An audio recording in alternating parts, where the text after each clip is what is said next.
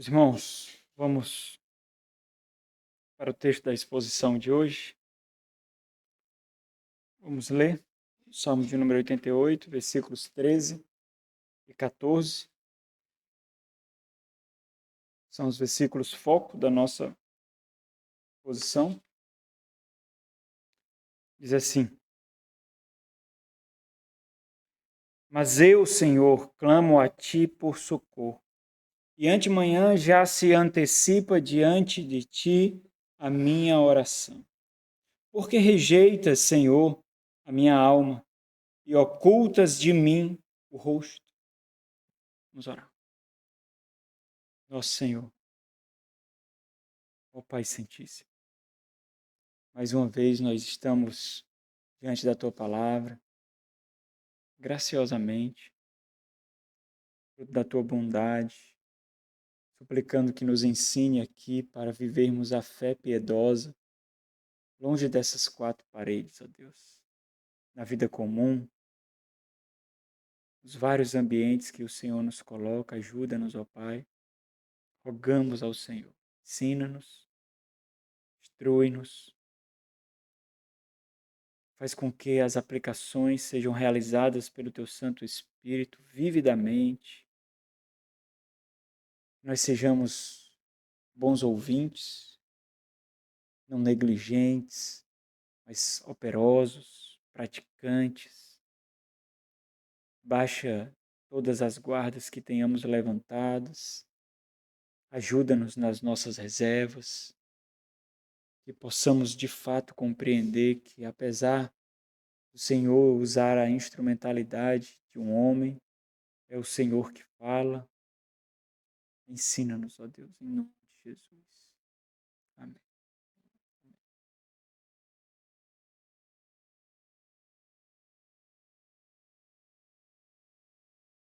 Meus irmãos, essa é a exposição de número 6 do Salmo número 88. Esses dias eu ouvi uma breve reflexão de um filósofo brasileiro ainda vivo.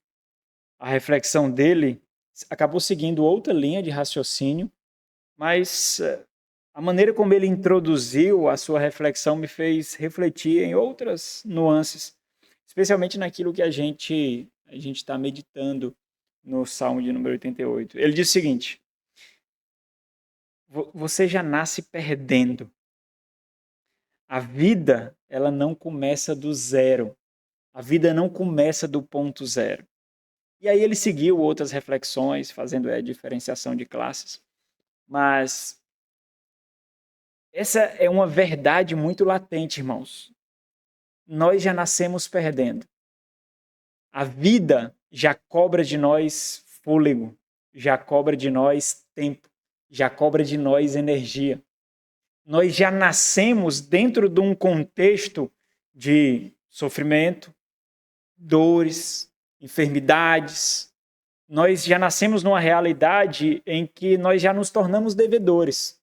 Nós precisamos de recursos para viver, para sobreviver. Nós precisamos ter cuidado com o ambiente que nós vivemos.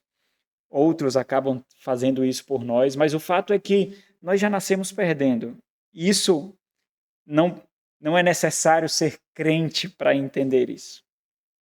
Já é o sexto momento que nós temos, refletindo especificamente no Salmo de número 88. A gente estamos naquela série lá, aprendendo com os Salmos, estamos nos detendo bem mais aqui no Salmo número 88, e o propósito disso eu já falei para vocês. Eu já li muitas vezes, ouvi muito falando sobre o Salmo de número 88, como um dos salmos mais sombrios do Saltério, uma das passagens mais obscuras, mais densas, mais duras. E por ser palavra de Deus, ela tem muito a nos ensinar sobre o sofrimento, que é justamente aquilo, é a atmosfera que envolve todo o Salmo de número 88. Nós temos adotado um princípio orientador, o meio através do qual nós temos refletido, nós temos orientado as nossas reflexões.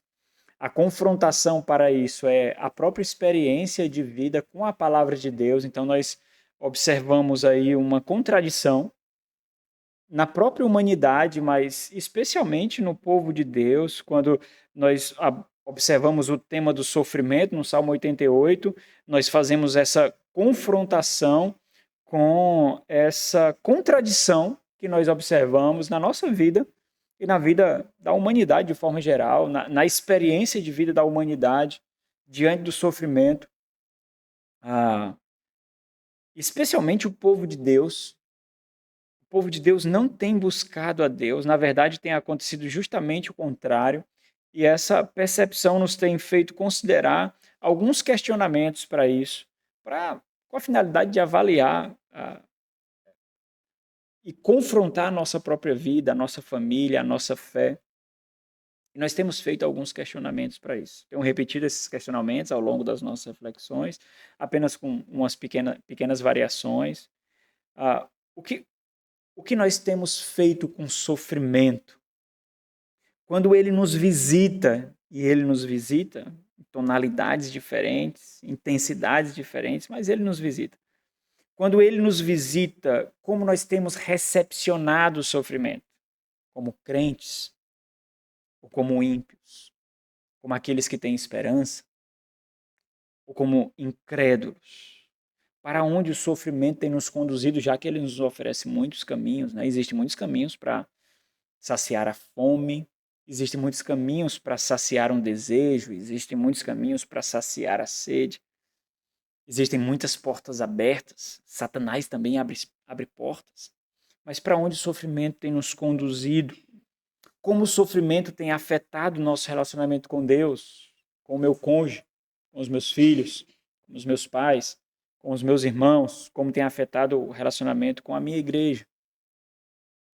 Nós somos confrontados de todas as formas, especialmente pelas Sagradas Escrituras, obviamente, mas também por todo o testemunho cristão.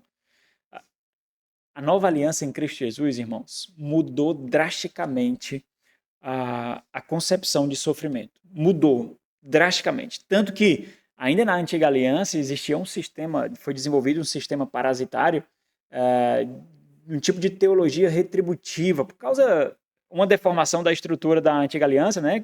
Nós obedecemos e então Deus nos abençoa. Nós desobedecemos e Deus nos pune. Então, isso gerou uma teologia parasitária, deficiente, do ensino retributivo, de tal forma que se o sofrimento vier sobre nós, é resultado de desobediência, única e exclusivamente. A nova aliança mudou isso drasticamente, de tal forma que não cabe em nenhum centímetro sequer esse tipo de teologia retributiva. É tanto que as igrejas neopentecostais abusam do Antigo Testamento, pregam muito no Antigo Testamento, porque eles podem garimpar essa teologia parasitária e então colocar crentes na parede e então sugar dos seus recursos financeiros, né? Mas a nova aliança matou qualquer possibilidade desse tipo de parasita, porque mudou drasticamente a concepção de sofrimento do povo de Deus, de tal forma que nós nos tornamos absurdamente indesculpáveis de não recebermos o sofrimento com louvor e glória e absurdo contentamento, mesmo que em meio a gemidos e lágrimas. É por isso que o povo da igreja primitiva, eles não somente sofriam, eles buscavam o sofrimento, irmãos. Eles buscavam a morte, eles buscavam os açoites, porque eles recebiam como instrumento de glória.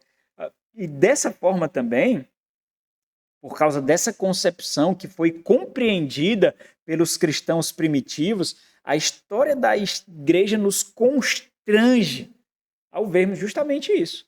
Como o povo de Deus, além das Sagradas Escrituras, recebia o sofrimento como instrumento de piedade, como instrumento de contrição. Joe Bick, ele disse que levar a cruz é a nossa medicina, nos cura, mas também é o nosso castigo.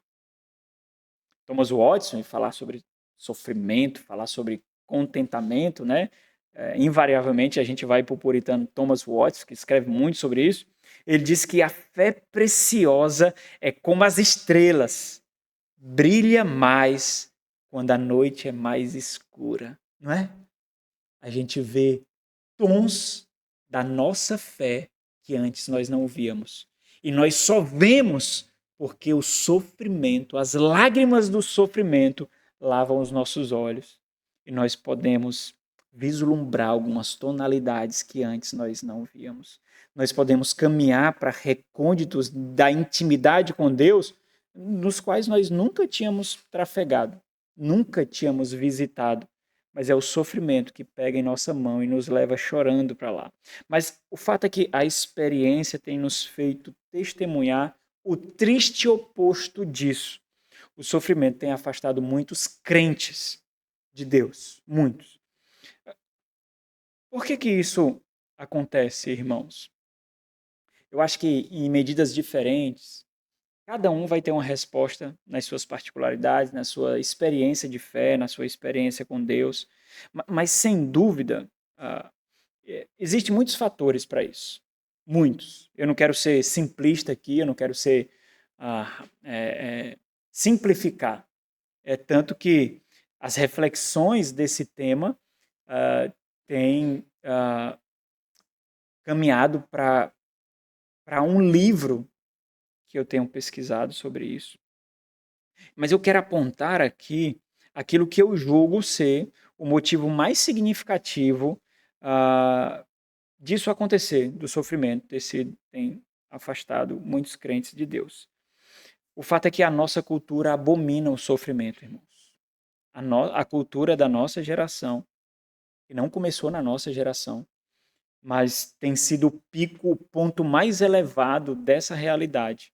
A nossa cultura abomina o sofrimento. E eu sei que essa afirmação, para muitos, pode parecer autoevidente. Pastor, é claro. Quem é que não vai abominar o sofrimento? Acabei de falar dos santos da Nova Aliança.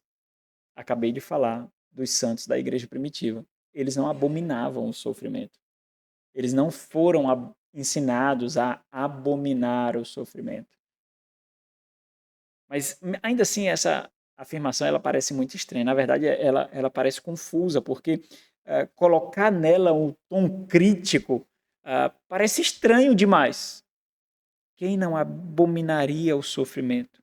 Agora, reflita comigo por um instante. Não seria tolice da nossa parte, não seria uma tolice ainda maior abominar algo do qual é impossível fugir? Simplesmente fingir que ele não existe não seria uma tolice maior? Não seria uma estupidez ainda maior saber que ele é, sei lá, o Thanos? Eu sou inevitável. Saber que o sofrimento é inevitável e ainda assim fingir que ele não existe. O que acontece? Ele nos surpreenderá inevitavelmente e vai nos encontrar como aquelas virgens despreparadas para o dia do Senhor. Porque nós simplesmente vivemos ouvindo as vozes que afagam os nossos ouvidos terrenos de que ele simplesmente não existe. Então, é uma tolice ainda maior viver como se o sofrimento não fosse a realidade. Esse tipo de reflexão por si só, irmãos, já demonstra o próprio problema da nossa cultura. É uma reflexão que serve para o próprio diagnóstico da profundidade do problema da nossa geração. Por quê?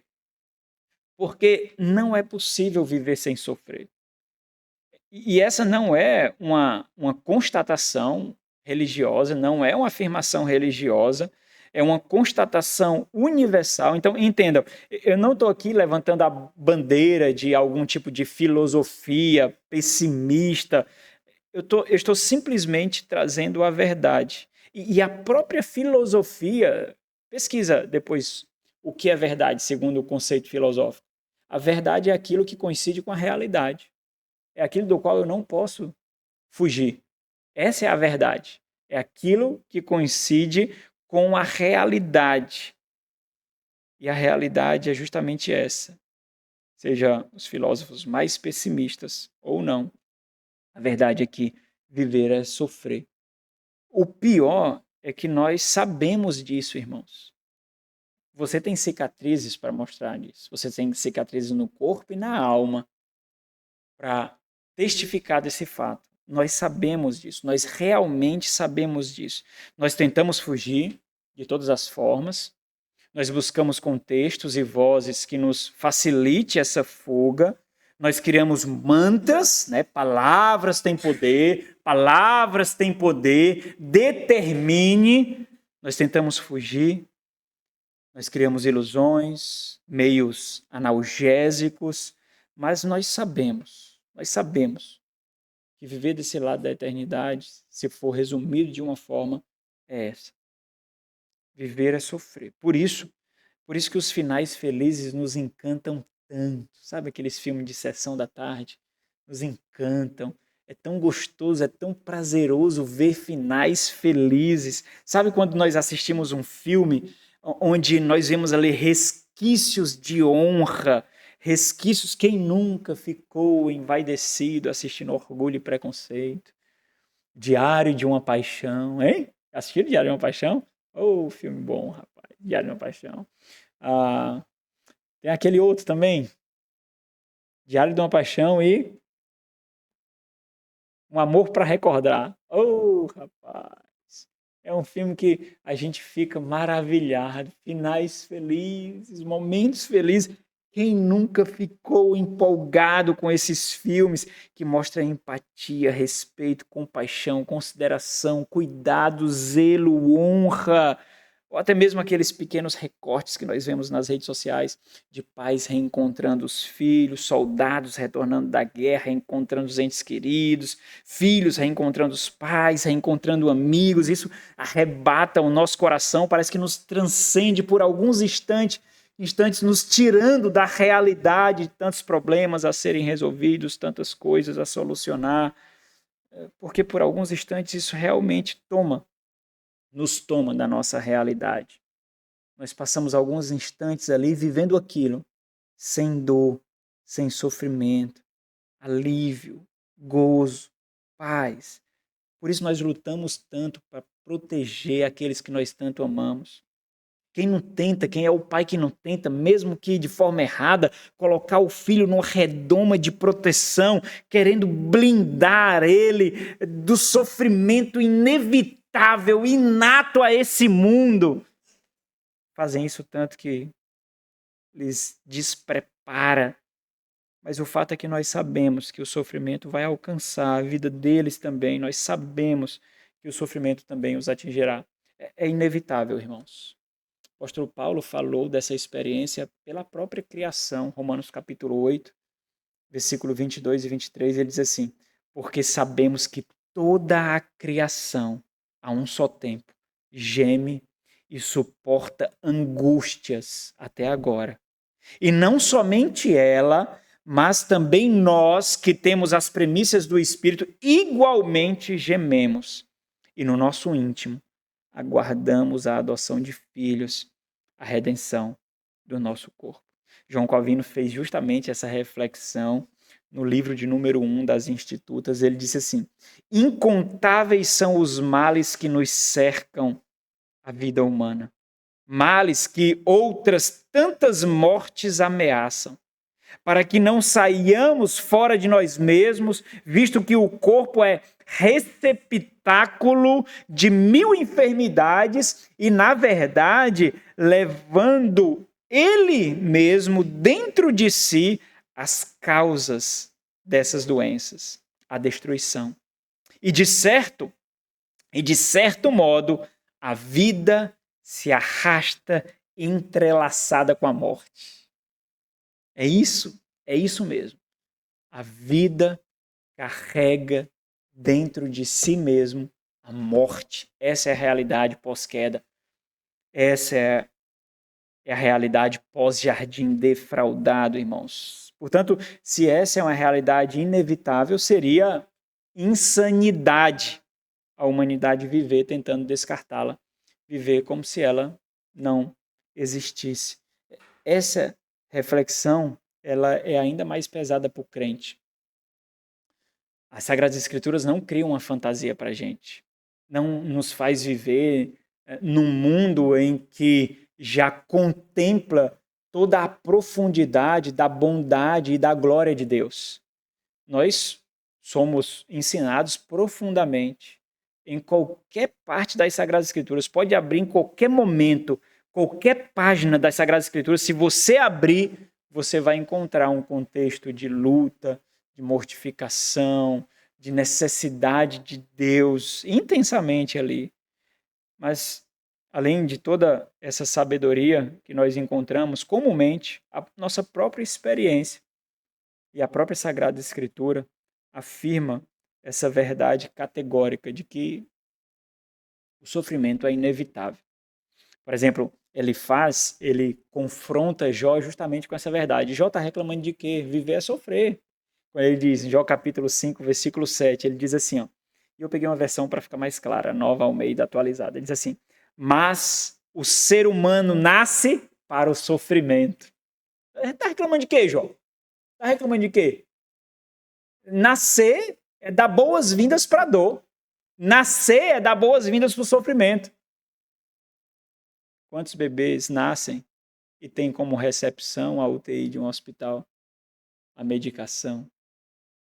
Ele acabou de nascer e ele foi surpreendido justamente por esse fato, pela dor fora da barriga da sua mãe, da proteção da sua mãe. Mas o ser humano nasce para o sofrimento. E aí ele vai usar uma símile, uma analogia aqui para mostrar que essa é uma realidade. Como as faíscas das brasas voam para cima. Vai, natural isso. Da mesma forma. O sábio em Eclesiastes, capítulo 2, versículo 22 e 23, diz assim, Pois que tem o homem de todo o seu trabalho e da fadiga do seu coração, em que ele anda trabalhando debaixo do sol, porque todos os seus dias são dores, todos os seus dias são sofrimento. O fato é que essa realidade, irmãos, tem sido criminosamente descartada, seja por maridos, por esposas, seja por pais em relação aos filhos, seja por pastores, seja por própria igreja, seja pelos crentes de uma forma geral, tem sido criminosamente descartada. E isso nos faz perceber o quanto os crentes e as próprias igrejas têm sido influenciados por essa cultura mundana, terrena, uma cultura de descarte do sofrimento, mesmo ele sendo inevitável. Thomas Watts diz assim, fazendo justamente essa denúncia: por que a gente descarta essa realidade? Por que nós não aproveitamos essa realidade inevitável para que possamos cumprir aquilo que Deus quer para nós? Porque tem um agente que milita contra isso. Essa reflexão dele naquele livro A Arte do Contentamento Piedoso. Diz assim, ó, a carne é inimiga do sofrimento. Repudia o sofrimento. Na verdade, não é você que está repudiando, é a carne que luta contra o Espírito Santo dentro de você que está ganhando a guerra. Porque você está adormecendo o Espírito, está entristecendo o Espírito. Porque repudias o sofrimento, porque repudias a dor. É instrumento de Deus para ensinar os seus filhos que esse mundo ainda não é dele. Não fica muito à vontade nesse mundo, não. Os filhos de Deus não ficam à vontade nesse mundo, porque esse mundo não nos reconhece. Esse mundo não nos dá as boas-vindas. Esse mundo não é o nosso habitat natural. O oxigênio daqui nos mata. E talvez morar em Russas traz essa ilustração ainda maior, né? Porque o que tem aqui de cerâmica que detona os nossos pulmões não é brincadeira, né? Pessoas que antes não moravam aqui não conhecia nada dessas doenças que acabam com o nosso sistema respiratório. E agora tem que viver com antibiótico. É uma ilustração viva do oxigênio desse mundo para os filhos de Deus. Esse oxigênio nos mata. Nós precisamos de um glorificado, irmãos. Ele diz assim, Thomas Watson, a carne é inimiga do sofrimento. Ela nunca fará de alguém um Marte. Ela fugirá da espada, ela fará você fugir da cruz. Não foi assim que Satanás prometeu ao Senhor Jesus? Quer glória? Terás. Eu dou, mas sem a cruz. Por quê? Porque Jesus Cristo não podia ser um exemplo de viver resolutamente para fazer a vontade de Deus. Por isso, irmãos, a cultura da nossa geração, ela avança cada vez mais para isso. Cada vez mais ela descarta o sofrimento. ela quer caminhar para o descarte completo de tudo que envolva o sofrimento. E infelizmente, tristemente, essa mesma cultura está moldando a cultura das nossas igrejas, modificando tons de pregação de pastores, de pregadores, modificando mensagens, modificando temas, modificando aplicações, modificando séries, modificando completamente a estrutura e a liturgia de vida das igrejas, para que as igrejas correspondam àquilo que os crentes buscam. E fazendo isso, ela tem entrado por uma porta, a igreja tem entrado por uma porta da qual deveria sair correndo, porque onde essa cultura entra, irmãos, a piedade se esvai, o temor a Deus se esvai, porque essa cultura quer nos fazer compreender enganosamente que esse mundo é o mundo para o qual o Senhor nos criou. E não é. Mas infelizmente o que nós vemos é essa cultura adentrando de mãos dadas pela porta da frente da igreja com os crentes. Crentes que não sabem sofrer. Crentes que não sabem sofrer porque não têm uma vida de oração. Porque não conhecem o papel do sofrimento como instrumento de Deus. Então, qual cultura é essa? As crianças aí no guia do sermão. Qual é essa cultura? É uma cultura que idolatra o conforto, prazeres e comodidade. É uma cultura que encobre e desculpa negligência e omissão.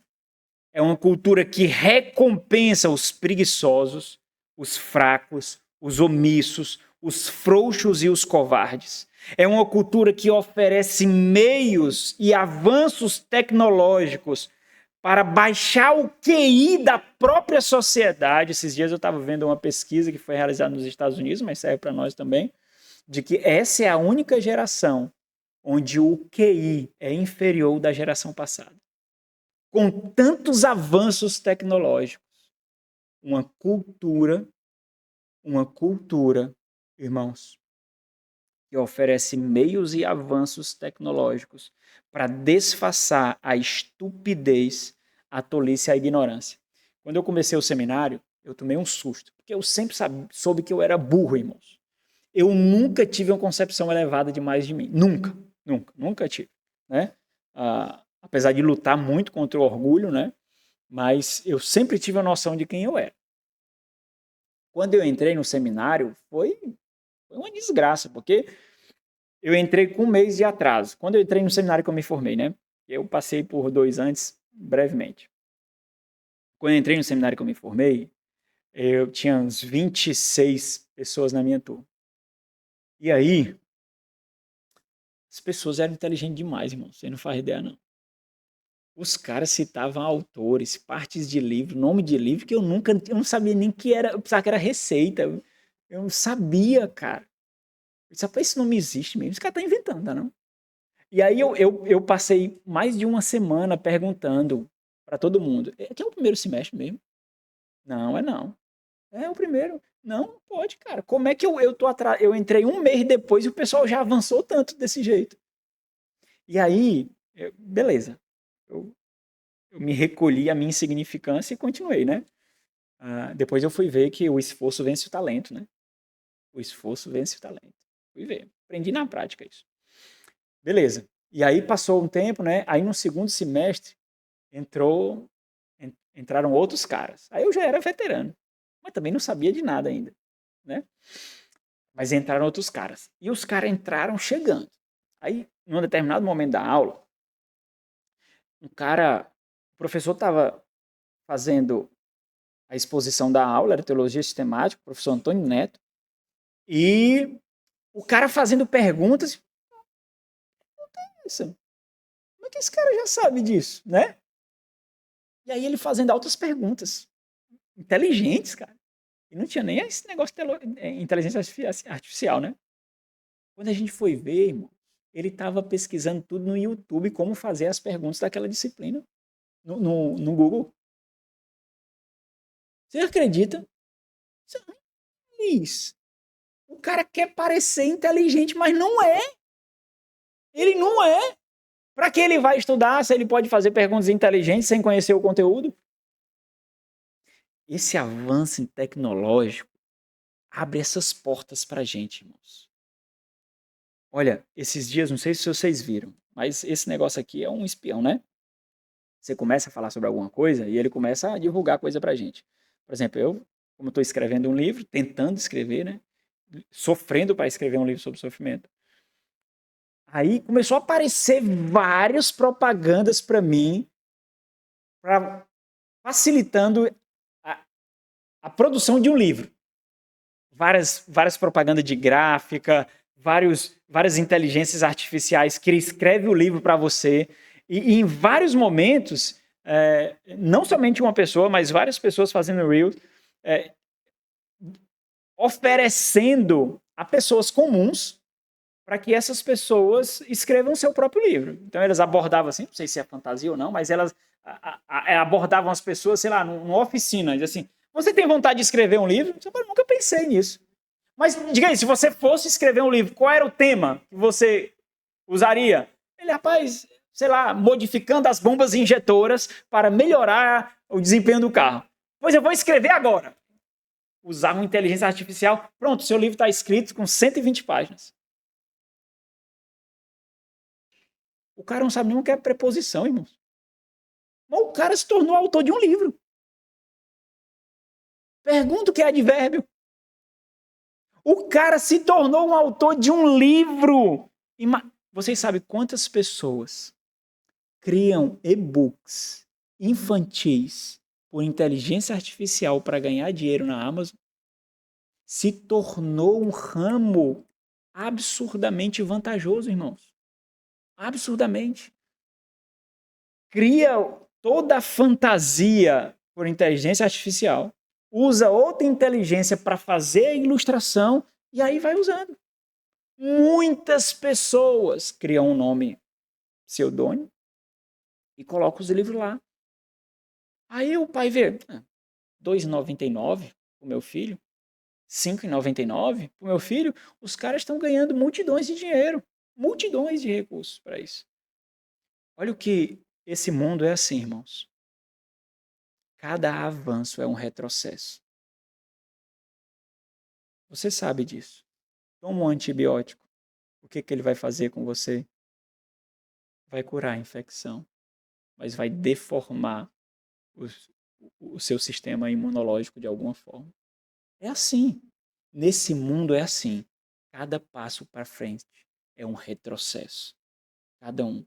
E isso, irmãos, só crentes enxergam. Só crentes. Os ímpios só enxergam no avanço tecnológico, o avanço na medicina, cura de saúdes e assim por diante. Não sei se vocês já assistiram documentários sobre a bilionária indústria farmacêutica. Bilionária. Indústrias que criam enfermidades, doenças, para vender os seus medicamentos. Bilionária. Bilionária. Uma cultura que oferece meios tecnológicos para disfarçar a estupidez, a tolice e a ignorância. Uma cultura que isola as pessoas, falseando socialização através de amizades virtuais. Nós sabemos o que isso significa. Você tem quantos amigos? Eu 1.000. Eu tenho 800 amigos. Eu tenho... Não tem. Você não tem. Não tem. Qual é o amigo que você pode encostar o ombro e chorar sem ser julgado como estúpido, tolo, inferior, abestado? Qual é? Você tem 1.000? 1.500? Quantos? Falseia pessoas que lhe admiram. Cada curtida, cada envio, cada salvamento de mensagem. Falseia. Uma cultura que cultiva o egoísmo e a arrogância, disfarçando-os como autoestima. Uma cultura que embriaga com prazeres e entretenimento, fazendo deles mesmos um Deus a ser buscado e defendido. uma cultura que inverte valores morais e sociais, fazendo do bem mal e do mal bem. Uma cultura absurdamente fraca, burra, estúpida, que só enxerga o benefício no afagar do próprio umbigo. Essa é a cultura a qual nós estamos vivendo. E eu sei que isso não é tudo, mas eu acho que já é o suficiente sobre essa cultura. Então, não lhe dói ver essa cultura deformando igrejas, essa cultura matando os seus profetas, não lhe dói? Não lhe dói ver essa cultura adentrando na igreja e colocando homens de Deus na parede para que mudem os seus discursos? Caso contrário, eles não terão como alimentar sua família, porque ele já abriu mão do mercado de trabalho há muito tempo e precisa da igreja para sobreviver. Não lhe dói isso? Deveria, sabe?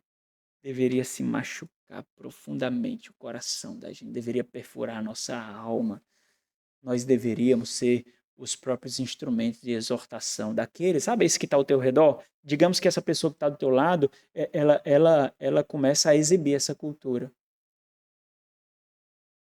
Você viu a pregação do pastor? Ele foi duro, foi não? Aí você faz o quê? Deixa ser mole, deixa ser fresco. Você vai vencer o diabo desse jeito? Não consegue nem vencer a voz da tua carne? Você teria coragem de fazer isso? Deveria ter. Você deveria. Porque quando você deixa isso somente para uma ou duas pessoas, a igreja morre. Não dá. A avalanche é grande demais. É uma cultura, irmãos. É uma cultura. Não dá para resistir. Mas cada um de vocês deveriam ser agentes e instrumentos disso. Porque no final das contas, você sabe quando a pessoa foi fresca, frouxa, covarde. Você sabe. Você se torna covarde e não exortar. Você se torna omisso. Mas você sabe que aquela pessoa está vacilando. Que aquela pessoa, ela adentrou por ali com uma cultura e você deixa ela continuar com essa cultura ao invés de expurgá-la. Você está chegando aqui, presta atenção. Presta atenção. Não é assim não. Você não sabe nem o que você está falando. Fica calado um pouquinho, presta atenção e aprende. Você teria coragem de fazer isso? Deveria ter. Porque nós somos aqueles, irmãos, que nós matamos o ambiente do qual nós precisamos. Nós somos esses. Por exemplo, isso é muito fácil de ver. Quem nunca pegou um funcionário detonando o emprego que trabalha? Mas ele precisa do salário, não precisa não? Ele detona o emprego, detona os líderes, detona o colega, detona tudo. Mas é da onde ele traz o sustento dele. Eu não estou nem falando aqui que ele está sendo carnal demais em fazer isso. O que eu estou mostrando é justamente isso. Nós matamos o ambiente do qual nós precisamos. Nós matamos. E é justamente essa falta de intencionalidade que nos assalta. As lágrimas, elas já não valem mais nada, irmãos. Elas são derramadas por quaisquer motivos. As crianças deveriam levar uma surra por chorar por besteira. Deveria saber o preço de uma lágrima. Deveria levar uma pisa por chorar por futilidades, por tolices, por estupidez. Deveriam ficar de castigos. Nós não estamos treinando ursinhos carinhosos, não, irmãos. Nós estamos preparando marido e mulheres. É isso que nós estamos preparando. Nós estamos preparando uma geração para resistir ao mundo mal, a Satanás e os seus demônios, a sua própria carne. Nós deveríamos entender isso. Não se envaideça com as palavras erradas que os seus filhos falam, com os sorrisozinhos fáceis, com as gracinhas. Não se esqueça, você está treinando um homem. Você está treinando uma mulher. Porque é isso que esse mundo quer fazer você esquecer. Porque nem dar palmada você pode mais, porque você pode ser preso por causa dessa lei porcaria aí. Não se enganem. Mais um instrumento dessa cultura. As lágrimas não valem nada mais. Nada. O testemunho de uma fé piedosa tem menos valor ainda do que a aprovação de qualquer destaque na sociedade. Nós trocamos o testemunho de uma fé piedosa por uma vida confortável. Trocamos com facilidade absurda. Crentes assim, enebriados, embriagados por essa cultura, não luta pela fé evangélica, irmãos. Luta contra a fé evangélica. Lutam contra o testemunho piedoso. Crentes que sofrem como ímpios, sofrem sem piedade. Por isso não enxergam o propósito do sofrimento, por isso que expurgam o sofrimento. Quando o que diferencia o crente do ímpio no sofrimento é justamente a piedade. É só isso. É só a piedade, porque somente a piedade conduz os nossos olhos para enxergarmos os propósitos do sofrimento. Ímpios não veem propósito no sofrimento, é por isso que eles repudiam, é por isso que eles abominam, é por isso que eles expurgam, porque não tem propósito. Os ímpios enxergam que o sofrimento atinge o seu reino, que é esse mundo. Atinge a sua glória, que é a sua vida, que são os seus bens. O crente não, irmão. O crente vê que na mão de Deus também tem espinhos, mas ainda assim ela nos protege, nos guarda e nos conduz. O que importa é que a mão dele está lá, embora algumas vezes com espinhos. Então, o que nós aprendemos com o Salmo de número 88? O sofrimento aproxima o crente de Deus. Todo o teor do Salmo 88 nos ensina isso. O homem piedoso disse o seguinte: a aflição, achei essa citação linda, está lá naquele livro Espiritualidade Reformada, organizado por Jobic, escrito por Jobic. Assim, a aflição é o pó do diamante com que o céu pole suas joias. É bonito isso, né? A aflição é o pó do diamante com que o céu pole suas joias. Sofrimento aproxima o crente de Deus. A outra opção é afastá-lo, né? Só tem essas duas opções. Embora afastar o crente de Deus tem muitos caminhos, muitas portas. Como é que nós temos feito a nossa reflexão? Qual tem sido a nossa linha de raciocínio na exposição do Salmo 88? O sofrimento, essa tem sido a nossa linha de reflexão. O sofrimento pode nos levar para muitos caminhos, mas apenas um desses caminhos é esperado que o crente trafegue. Apenas um. Mas ele oferece a nós vários caminhos. O sofrimento, ele nos insulta, ele nos constrange, o sofrimento, ele nos engana, ele tenta nos levar para caminhos onde não encontraremos Deus, na verdade, encontraremos mais sofrimento. Portanto, nós temos avaliado o lugar para onde o sofrimento aponta. E nós tomamos a resolução, nós tomamos a decisão de seguir o caminho da piedade. Não é porque nós sentimos, irmãos, é porque nós tomamos uma decisão de, em meio a espinhos, caminhos tortuosos, seguir a piedade. Nós tentamos enxergá-la e nós seguimos a piedade. Então, nós temos feito assim. Se o sofrimento oferece para nós muitos caminhos, então nós temos considerado o caminho que ele nos oferece e temos observado o caminho da piedade, né? Então, o primeiro ponto foi versículo 1. Em lugar do desânimo e depressão, força, confiança e consolo. Versículo 2. Em lugar de desespero, esperança e convicção. Versículo 3. Em lugar de aumentar a autoestima, reconhecer nossas fraquezas. Versículo 4 e 5, em lugar de isolamento ou más influências, buscamos a Deus como companhia. Versículo 6 a 9, em lugar de desistência, oração e súplica, nós vamos falar mais uma vez sobre isso hoje. Versículo 10 a 12, em lugar de exaltação das aflições, glorificar a Deus. E esse foi o último ponto aqui da nossa reflexão no último domingo. E nós observamos que nós teremos um grande desafio nessa busca de glorificar a Deus e não exaltar as nossas aflições. Nós teremos o grande desafio, talvez o maior de todos os desafios, é compreender que nós não somos o foco. Esse é o maior de todos os desafios. O foco é Deus. Tudo é sobre Ele, tudo é a respeito dele. Quando nós nos colocamos em alguma medida como foco, como centro, nós buscaremos a nós mesmos. Nós não buscaremos a Deus.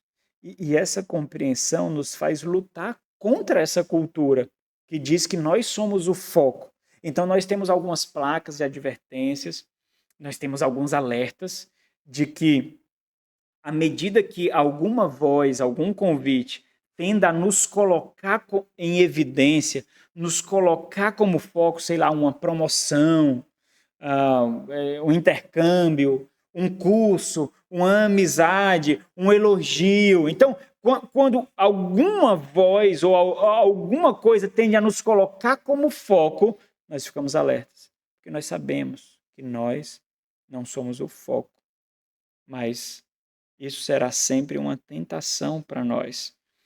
Essa cultura compreende isso, por isso que ela é muito sorrateira. Nós podemos não ser intencionais, mas Satanás é intencional.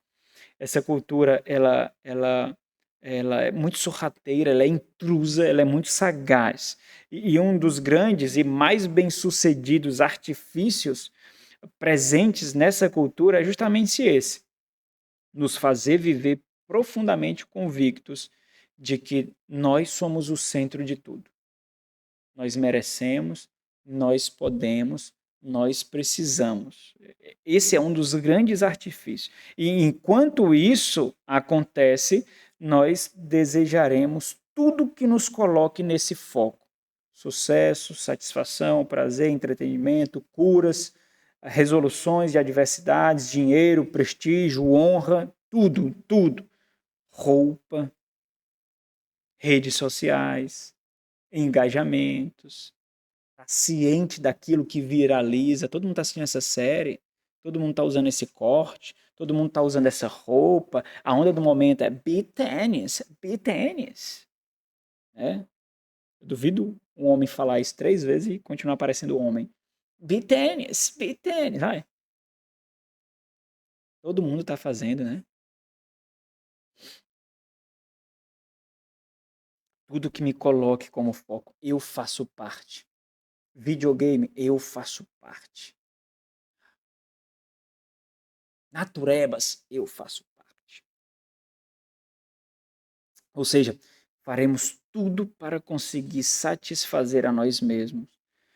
E para isso, nós precisaremos, para manter a fé, nós precisaremos deformar o nosso conceito de Deus, o nosso conceito de igreja. É quando nós começamos a dizer assim: olha, eu acho que não é bem assim. Eu entendo, e eu tenho liberdade para interpretar, eu entendo que a fé não diz respeito a isso, não é desse jeito, não é dessa forma. Nós começamos a manipular a nossa consciência para aceitar Deus de uma forma que não nos exponha. Nós modificamos o conceito de Deus, de igreja, nós modificamos o conceito de fé. Abra aí em Tiago capítulo 4, ele fala justamente sobre isso. Tiago capítulo 4 diz assim: de onde procede? Então vai fazer alguns questionamentos para a gente, né? Obviamente são perguntas das quais nós já temos a resposta, apenas é para nos confrontar, para observar algumas acepções de pessoas que estavam havendo algumas comunidades ali para onde Tiago escreve. E Tiago nos leva à consideração que muitas vezes nós não fazemos, irmãos. Nós não fazemos, por exemplo, quando nós almejamos algo, nós vamos avaliar do porquê isso nasceu no nosso coração? Não, nós vamos ver se é possível comprar, se é possível não comprar, se é viável tirar esses dias de folga, se vai cair bem em mim. Nós não avaliamos de onde vem esse desejo, naturalmente, né? Então, essa pergunta de Tiago nos surpreende, nos coloca ali. Eu disse, peraí, algo tão simples, Tiago, mas eu nunca pensei sobre isso. Assim, de onde procedem guerras e contendas que há entre vós? De onde vem isso? De onde, senão dos prazeres que militam na vossa carne? Vocês nunca pararam para pensar que esse é o regozijo da vossa carne e a sua carne que é a satisfação, por isso faz você ansiar? E ele vai dizer, olha o seguinte, cobiçais, vocês cobiçam tanto, mas vocês não têm nada. Mas ainda assim vocês matam para ter. E vocês invejam mordazmente, mas nada vocês podem obter. Na verdade, vocês vivem em função disso, vocês vivem a lutar e a fazer guerras para ter o que vocês invejam. Mas vocês não têm nada, porque... Mas sabe por que vocês não têm nada? Porque vocês não pedem. Opa, é só pedir. Não, não, não, não. Vocês pedem. Mas sabe por que vocês não recebem? Porque vocês pedem mal. Vocês pedem para a carne. Vocês pedem para esbanjar, para nutrir os seus próprios prazeres. Aí, o versículo 4 aqui é um termo que é configurado, no grego é vocativo. É como se o autor, ele gramaticalmente, ele estivesse gritando, irmãos, aqui. É quando ele chama aquele... E aí é a única vez que isso aparece no Novo Testamento. Única vez em que o povo da Nova Aliança é chamado de prostituta. É a única vez. De adúlteros, desculpa. Adúlteros. É essa vez que aparece. Na Antiga Aliança nós vemos isso muitas vezes, mas na Nova Aliança é a única vez. E ele diz, adúlteros, infiéis. E ele levanta a voz. Vocês ainda não entenderam, vocês não compreendem que a amizade do mundo é inimiga de Deus. Como vocês dizem que amam a Deus se vocês querem a aceitação e a amizade do mundo? Ele vai dizer, aquele, portanto, que quiser ser amigo do mundo, ele faz-se a si mesmo inimigos de Deus. E aí um teólogo já falou assim, parafraseando uma parte das Sagradas Escrituras, se Deus é contra nós, quem será por nós? Porque tem a verdade, a máxima, né? Se Deus é a nosso favor, quem será contra nós? Mas modifica aqui a afirmação, coloca no aspecto negativo. Se Deus é contra nós, porque nós somos inimigos se nós amarmos o mundo, né? Se Deus é contra nós, quem será a nosso favor? Quem? É justamente isso, irmãos, que essa cultura causa em nós. Nos leva à inimizade com Deus para nós sermos parecidas com ela. Nós sermos parecidos com ela. E ela é inimiga de Deus. Então, quando nós somos espoliados por de um corpo torneado, todo mundo tem um corpo bonito, então eu tenho que ter um corpo bonito também, não posso ter filhos, porque filho deforma o meu corpo. E aí as mulheres que têm filhos são julgadas por esse padrão promíscuo e imoral, porque deram à luz. Então eu tenho que ter um corpo torneado, eu tenho que assistir os filmes tal, as séries tais, eu tenho que ter esse estilo de roupa, eu tenho que ter aquele celular, eu tenho que ter aquela rede social, eu tenho que fazer curso naquele lugar, eu tenho que ter essa habilidade. Então, se o sofrimento vem, e aí aquela família é imbuída pelo sofrimento, e o pai não pode dar o celular, e o pai não pode dar aquela roupa, aquele filho, aquela esposa sente que ele está sendo espoliado daquilo que ele encontra satisfação. Porque está sendo retomado dele aquilo que dá gozo. É isso. Então não menospreze as birras dos seus filhos, os choros dos seus filhos. Não menospreze. Tem muito mais significado do que vocês imaginam. Cuidado com essa porcaria de moda, com essa porcaria de viralizações. Cuidado, isso está adentrando nas suas casas e vocês não estão vendo. Cuidado com esse negócio. Vocês determinam os caminhos de felicidade e sorriso dos seus filhos. Não é o comércio que faz isso. Não é o comércio que diz que você tem que ter o brinquedo tal, que você tem que assistir a série tal, que você tem que jogar o jogo tal. Cuidado. Cuidado. Porque você está dando acesso a essa cultura ao coração do seu filho. Tente tomar. Sabe? Você vê um cachorro de rua, às vezes até um de casa, dá comida para ele e tente pegar. Você dá comida, tenta pegar. Ele vai proteger aquele, ele vai avançar. É assim que as nossas crianças estão vivendo hoje. Tira o celular. Tira a internet, tira os desenhos animados, tira, você vê, tira.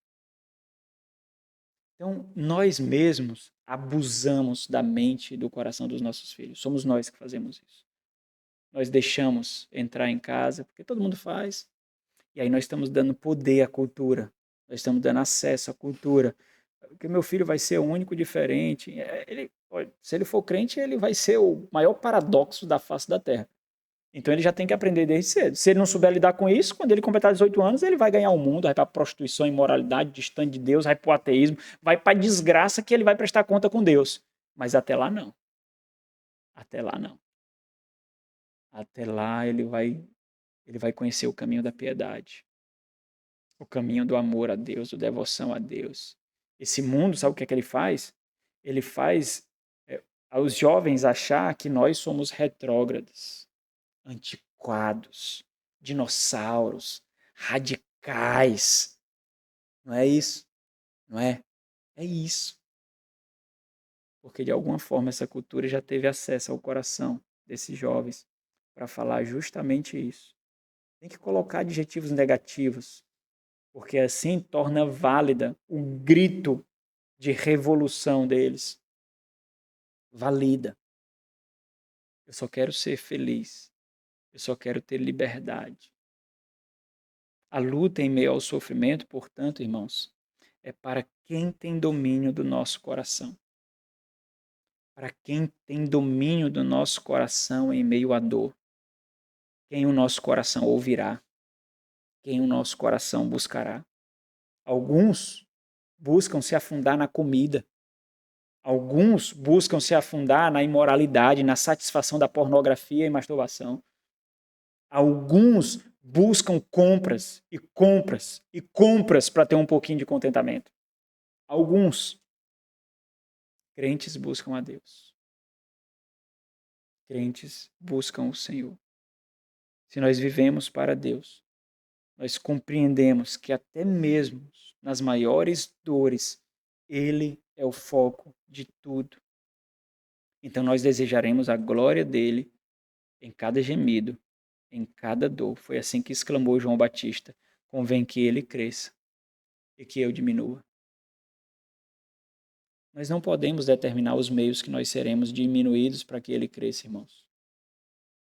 João Batista teve a cabeça decepada. Aquele que abriu o caminho do Senhor foi encarcerado, torturado e decepado. Nós não podemos.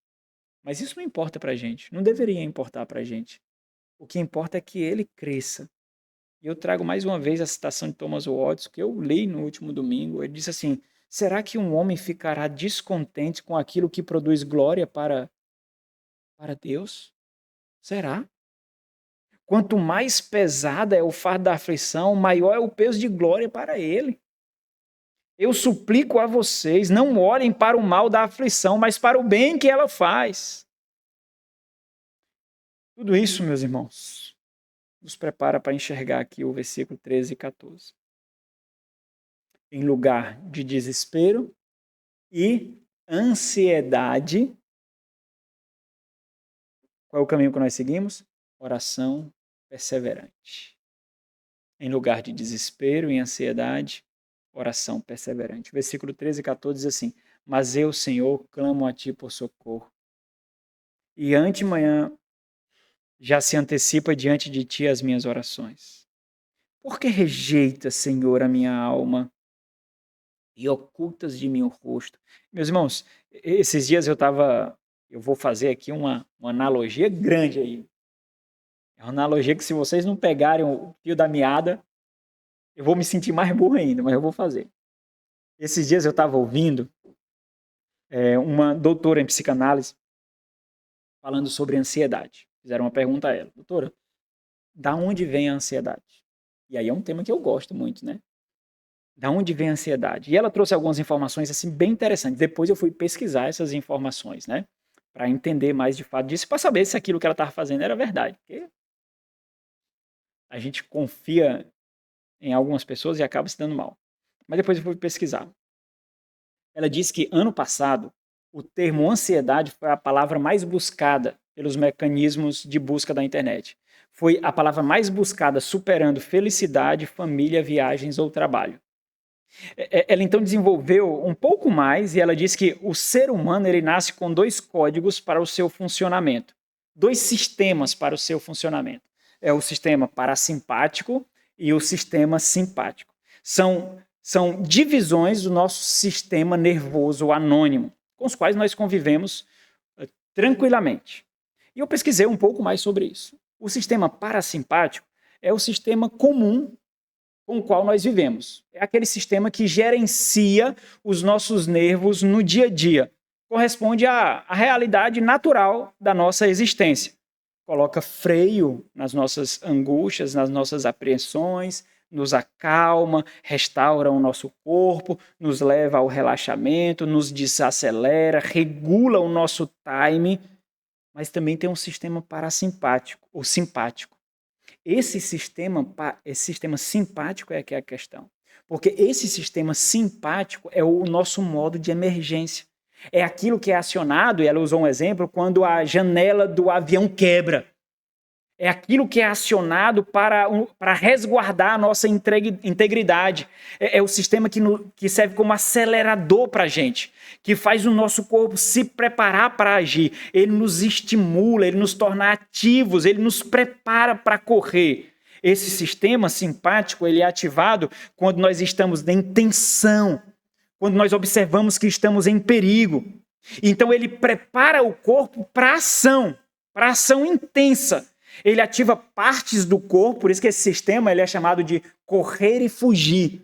Porque ele prepara o nosso corpo justamente para isso. Ele acelera os batimentos do coração, ele dilata as pupilas para nós vermos melhor, ele diminui a digestão para concentrar as energias em locais apropriados, as pernas e os braços, para nós podermos reagir. Ele libera adrenalina e glicose, nos dando mais energia. Ele aumenta a frequência respiratória, ele estimula o suor para resfriar o nosso corpo, ele diminui a oxigenação do cérebro e a leva para áreas que nós precisaremos, as pernas e os braços. Ele nos torna primitivos, para nós nos defendermos, brigarmos e correr, nos salvar. Ele nos prepara para reagir.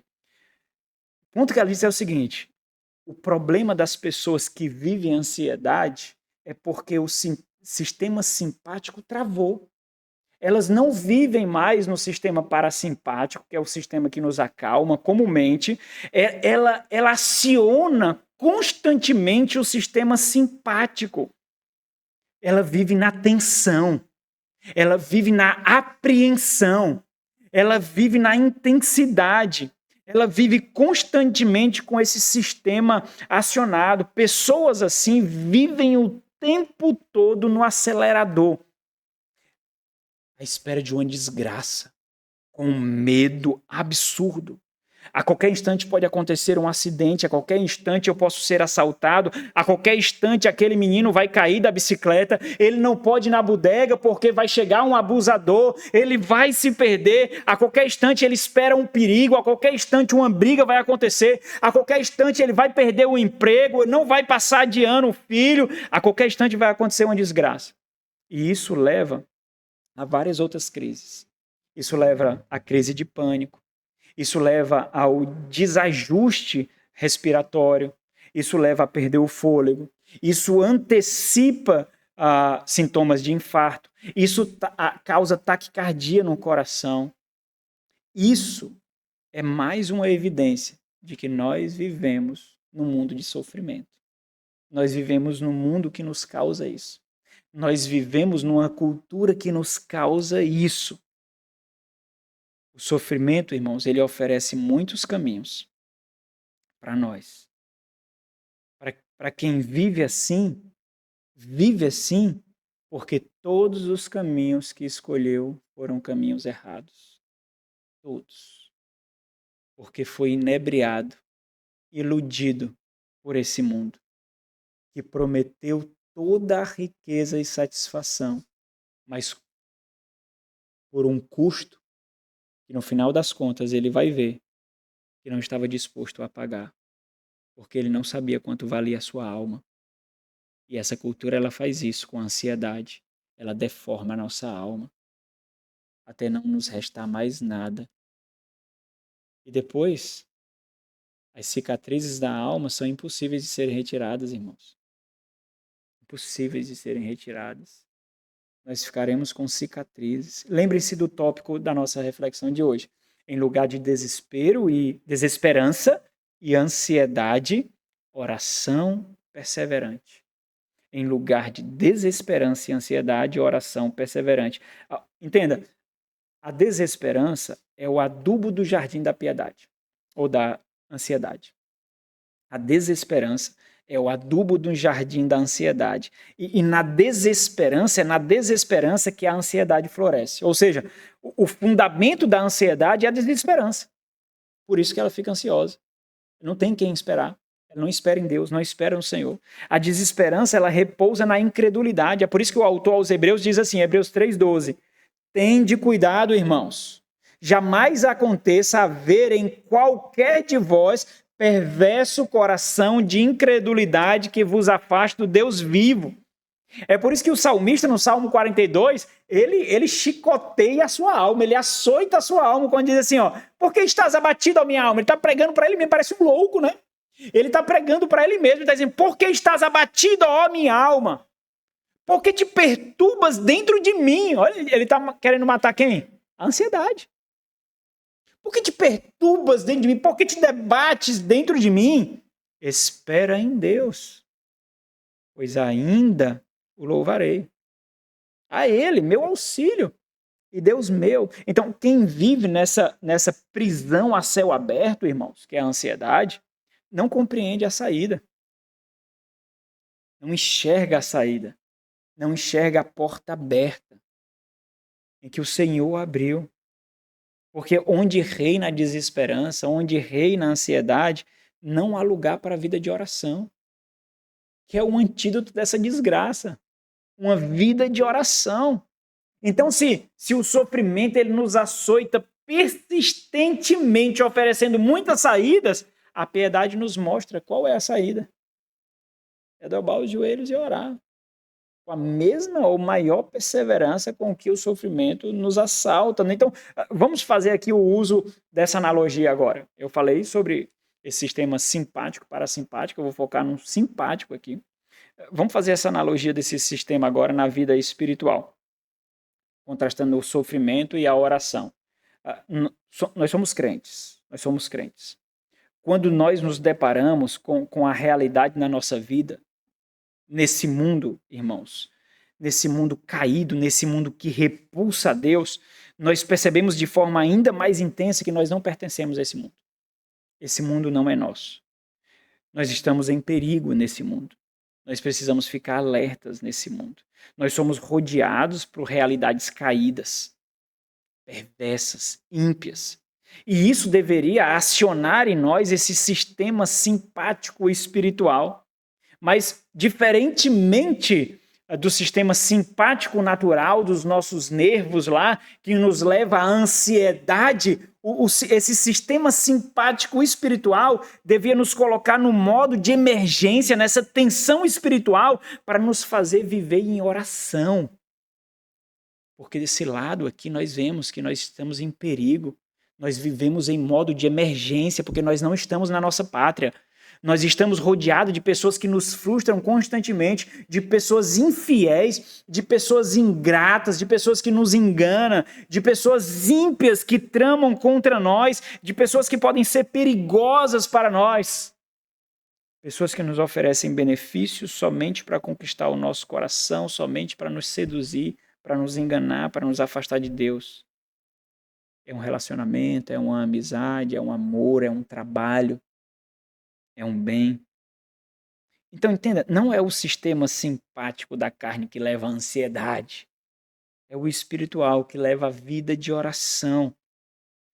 Quando esse sistema, quando esse modo simpático e espiritual nos prepara para a luta, para a tensão espiritual, nós sabemos como crentes que a luta espiritual é em oração. É assim que nós guerreamos. Nós guerreamos orando, irmãos. Nós guerreamos um tipo de guerra que só Deus ouve. O nosso brado nessa guerra não é um grito como filmes, ou as cruzadas, ou outra coisa assim. É um brado que Deus ouve. Ele ouve. Não é isso que Paulo diz aos Filipenses, capítulo 4? Não andeis ansiosos de coisa alguma. Em tudo, porém, ao invés disso, em tudo, sejam conhecidas diante de Deus as vossas petições. Como, Paulo? Pela oração e pela súplica, com ações de graças. Ações de graças não removem do nosso rosto lágrima, irmãos.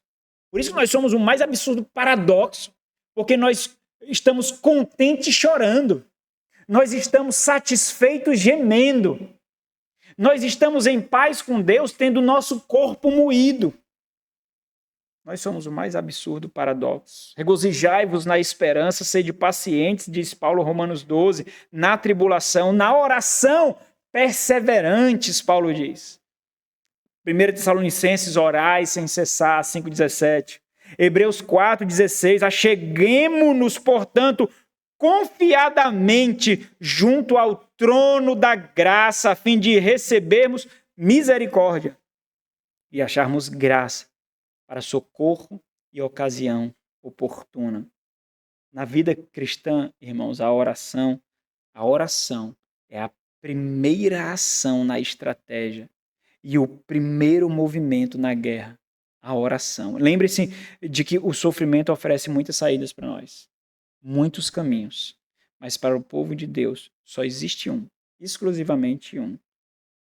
Para o salmista é justamente esse, lutar em oração.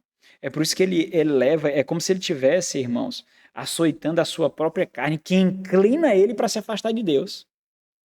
Como alguém continuará sendo fiel a Deus se Deus simplesmente tapa os ouvidos? O Senhor está tapando os ouvidos aqui para ele, mas ainda assim ele persevera em oração. Em lugar de desesperança e ansiedade, oração perseverante. Olha o que ele faz, não é? Mas eu, Senhor, olha a perseverança, clamo a ti e antemanhã já se antecipa a ti a minha oração. Irmãos, observa isso aqui, olha. Lembra daquele versículo que todo mundo fala, o choro pode durar uma noite, mas a alegria vem ao amanhecer, né? Então, esse é o versículo analgésico, né? O versículo que não importa a sua vida devassa, os seus erros, mas Deus, ele não vai ligar para a sua justiça e sua santidade, ele vai passar por cima dos seus erros, embora você saiba que só quer paz de consciência para errar mais, mas ele vai passar por cima para lhe dar a vitória. É assim que as pessoas sentem esse versículo. Você é uma pessoa imoral, você é uma pessoa devassa, você é uma pessoa incrédula, você não está nem aí para Deus, mas você diz, o choro pode durar uma noite, Deus, mas a alegria dura um amanhecer, vai até o amanhecer. Esses dias viralizou na rede social uma prefeita de uma cidade pequena que estava dançando só de calcinha e sutiã, e viralizou. Uma prefeita dançando de calcinha e sutiã, e aí viralizou nas redes sociais. E aí ela foi fazer uma live. Rapaz, ela citou o nome de Deus mais do que ela falou qualquer palavra. Vocês estão mexendo com a filha de Deus, com a filha do Deus vivo. Olha, vocês tentam me derribar, mas o Senhor não permite que a filha dele seja derribada. É isso. É isso. São verdades que na boca de ímpios são verdades analgésicas. Carece de piedade. Esse versículo é isso. Mas observa, tirando essa exaltação da própria carne, quando você usa esse versículo sem entender o que ele está dizendo, o salmista está fazendo justamente isso aqui. O versículo diz, né, a verdade lá. O versículo não diz diretamente isso, é o Salmo 30, versículo 5. Mas essa tradução que é dita popularmente, ela coloca dessa forma. O choro pode durar uma noite, mas a alegria veio ao amanhecer. Agora, observa isso e lê o versículo 13 aqui do Salmo 88. É isso que o salmista está fazendo, ele sabe dessa verdade. Ele está dizendo assim, ó, mas eu, Senhor, clamo a ti por socorro, e antemanhã, ou seja, antes de chegar amanhã, na madrugada, durante a noite, já se antecipa diante de ti a minha oração. Olha o que ele faz. Como é que amanhã encontra esse homem? Resmungando, amargurado, ressentido? Encontra esse homem de joelhos. Como é que ele recepciona amanhã? De joelhos. É assim que ele recepciona amanhã. Poderia recepcionar de muitas formas, porque esse mundo nos faz isso, irmãos. Esse mundo nos causa insônia. Ele nos tira a paz do travesseiro. Nós lutamos para isso, mas esse mundo nos tira isso. Agora, como amanhã é recepcionada por nós? De joelhos. As manhãs de noite de dor devem encontrar o crente com os seus olhos e o seu coração inclinado para o Senhor, não exaltando os seus tormentos, não gemendo as suas angústias. Ai, Deus, porque eu? Ai, Deus, mais uma vez. Ó, Senhor, de novo. Ah, meu Deus, eu não aguento. Ah. A piedade deve ser a companheira de noites assim de um crente. A piedade em noites de angústia. Veja que o salmista ele luta justamente para isso, porque o silêncio de Deus açoita ele. Né?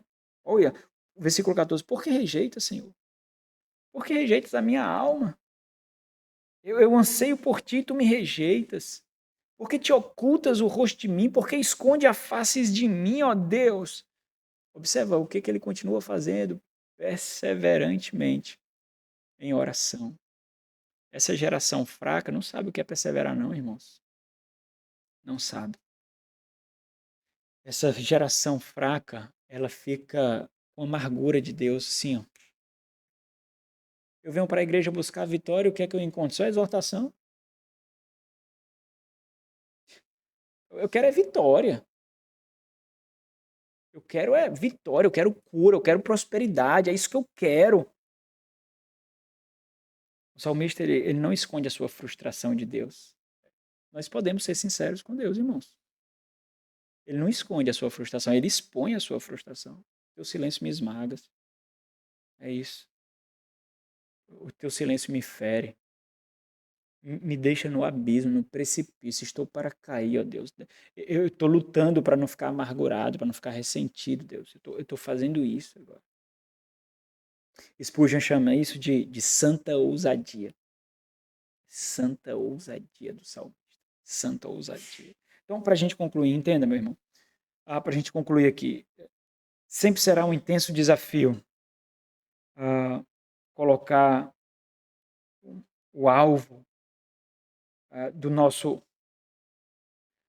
contentamento, da nossa satisfação correta nos momentos de aflição. Sempre será um desafio. Sempre a gente vai ter, nos momentos de aflição, sempre nós teremos os olhos, a vista turva, sempre, sempre. Vai ser um desafio. Eu acho que ninguém duvida disso. Nós sabemos disso, vai ser um desafio. Mas importa muito quem nós buscamos em momentos assim, irmãos. Importa demais. Isso diz respeito à devoção do nosso coração. A gente só é inclinado para aquilo que tem aposto no nosso coração. Nosso coração é propenso para aquilo que tem domínio do nosso coração. Então, aquele que a gente busca, ou aquilo que a gente busca nesses momentos, é muito significativo. Na verdade, é determinante para a nossa fé, para a nossa família. Você, pai de família, é determinante. É determinante. Você, mãe de família, é determinante quando você vê o seu marido se inclinando por um lado que ele não deve. É determinante isso. Nós somos muito hábeis, suficiente para manipular interiormente algumas situações, maliciosamente, mudando o foco, nutrindo ansiedade, camuflando carnalidade, mundanismo. Nós somos muito hábeis nisso.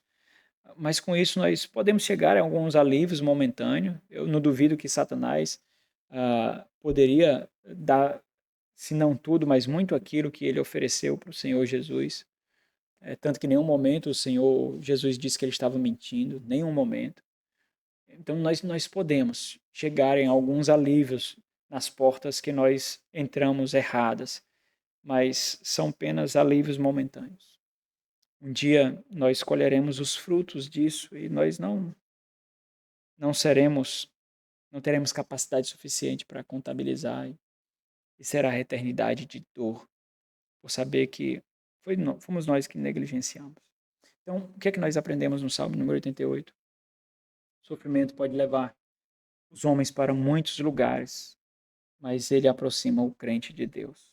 A glória de Cristo é mais importante do que a nossa integridade física. Salmo 119, versículo 71.